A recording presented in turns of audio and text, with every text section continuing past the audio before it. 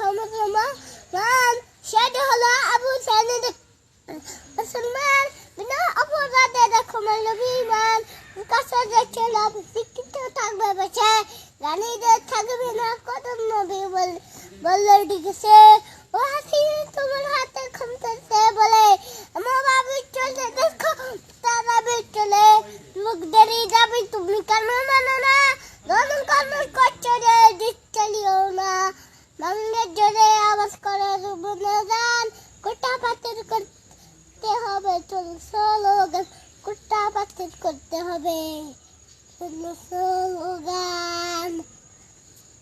সুন্দর হয়েছে, অনেক সুন্দর হয়েছে মুয়াজ। তোমার নাম কি বলো? হ্যাঁ তুমি বলো কি করতে হবে তোমার জন্য? এটা লাইক করতে হবে। হ্যাঁ বলো, সবাই একটা লাইক করে দিন। সবাই একটা লাইক করে দিন। ওকে।